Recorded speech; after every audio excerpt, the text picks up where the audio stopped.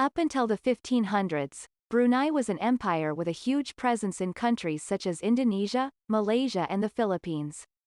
But the Bruneian Empire lost a lot of its territory and power due to the arrival of Western forces such as the Spanish, Dutch and British. But when Malaysia was formed in 1963 and Brunei was offered to be a part of Malaysia, they opted not to, and today we'll be discussing why. First and foremost, there were a number of disagreements between Tunku Abdul Rahman and the then Sultan of Brunei during the negotiations. One of these disagreements was the seniority of the Sultan of Brunei among the other Malay sultans. The Malaysian head of state, the Yang di Pertuan Agong or the King of Malaysia, is an elected monarch, and cycles every 5 years. At the time of Malaysia's independence, in terms of seniority, the Sultan of Brunei was the most junior and thus would come last in the cycle, only able to ascend to the throne 40 years after Malaysia's independence. He would also not have as much power as he had, as he wouldn't be the only monarch. Brunei has very vast petroleum reserves, and the oil industry belonged solely to the Sultan of Brunei.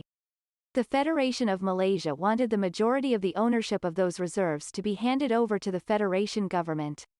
This meant that Brunei would lose a huge portion of their economy as they would have to share a large part of their oil with the rest of Malaysia instead of being the sole owner of the oil industry. Brunei's ties with the British also played a part in why it didn't join the Federation of Malaysia.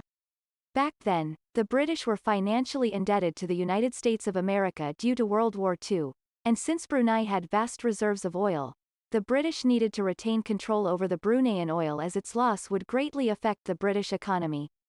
Bruneian nationalist A.M. Azahari, the leader of the People's Party of Brunei, was also against Brunei joining the Federation of Malaysia.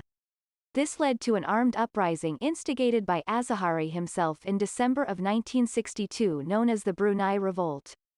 The rebels kept Europeans as hostages, seized control of the oil fields in Syria, executed civilians and officers in Temburong who refused to join the rebellion and raided Limbang, killing local policemen and holding people hostage. The rebels also tried to capture the Sultan of Brunei, but he quickly sought help from the British. The British came to his aid and the revolt was quickly broken down. The Brunei Revolt of 1962 served as a prelude to the Indonesia-Malaysian confrontation, and cemented the relationship between the British and the Sultan of Brunei.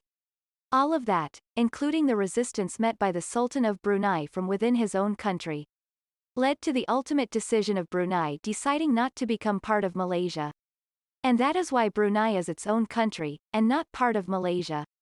Despite the strange Malaysia-Brunei border in Sarawak that effectively splits Brunei into two.